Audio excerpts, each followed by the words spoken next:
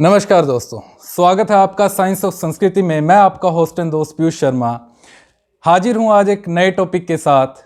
और टॉपिक है घर से निकलते समय टोक क्यों नहीं लगाते। इसके पीछे साइंटिफिक रीजंस हैं या फिर एक ये मिथ है। और जिस तरह आप लोगों ने सुना होगा, as you listen lots of time के, अरे तूने तो टोक दिया, अरे अब काम नहीं बनेगा, काम बिगड़ जाएगा। हम जानने की कोशिश कर रहे हैं दोस्तों कि इसके पीछे कोई बला लग जाती है आपके पीछे। जैसा हमने सुना है कि हाँ मतलब काम बिगड़ जाएगा।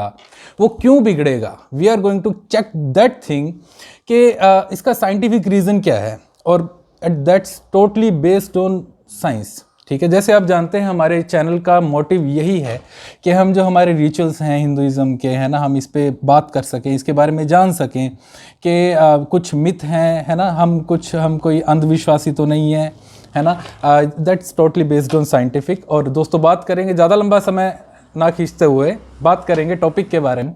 द टॉपिक इज़ घर से निकलने से पहले टोकना क्यों नहीं चाहिए। ठीक है, देखिए दोस्तों, इसको एज एन एग्जाम्पल मैं आपको कहना चाहूँगा। देखिए, साइकोलॉजी में हमने पढ़ा है ना, जब आपका ब्रेन एक पर्टिकुलर प्लान कर रहा होता है, कुछ हमारा ब्रेन है ना, हमारा जो सिस्टम है वो एक प्लान में होता है, और जब उसको एकदम एक रोक दिया जाए, एक झटके से रोक दिया जाता है, तब वहाँ पे उसमें दिक्कत आनी शुरू हो जाती है।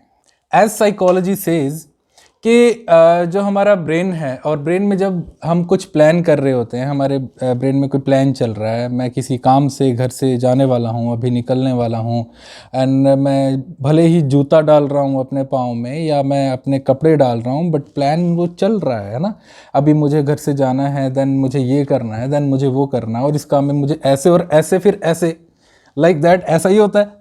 तो क्या होता है, जब एक टोक आ जाती है बीच में, जिसे हम कहते हैं कहाँ जा रहे हो, है ना, दैट स्टोन जो ब्रेन है वो एकदम ब्रेक हो जाता है वहाँ पे ना। वो जो एक चेन चल रहा था, जो एक सर्कल था, ये फिर ये फिर ये, है ना, और फिर हम एक्सप्लेन करते हैं, हम बताते हैं कि मैं यहाँ जा रहा हूँ या वहाँ जा रहा हूँ। वो एक जो प्लान है, इन शॉर्ट आपका प्लान, आपका काम उस तरह से नहीं हो पाता है जिस तरह से आपने उसको प्लान किया होता है या जिस तरीके से सोचा होता है। तो इस तरह से कह दिया जाता है, या देखिए जो साइकोलॉजी कहती है या जो साइंस कहती है इसके बारे में, वो ये पार्ट है।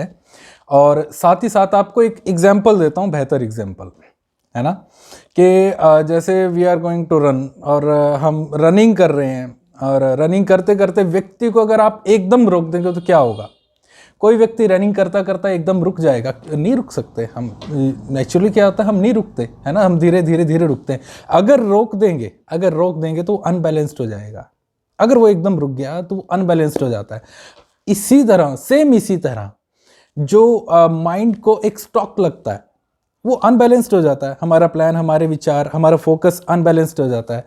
तो वो टोक का ये इफेक्ट पड़ता है दोस्तों, ये साइंटिफिक इसका रीज़न है। और एस्ट्रोलॉजी में भी इसके बारे में कहा गया है, जहाँ तक मैंने पढ़ा है, कि केतु से रिलेटेड इसे बताया जाता है कि आपका केतु बिगड़ जाता है। अगर आपको टोक मार दी जाए घर से निकलते समय, आपके काम पे जाते समय आपको टोक दी जाए, कोई व्यक्ति आपको टोक दे, तो केतु बिगड़ जाता है।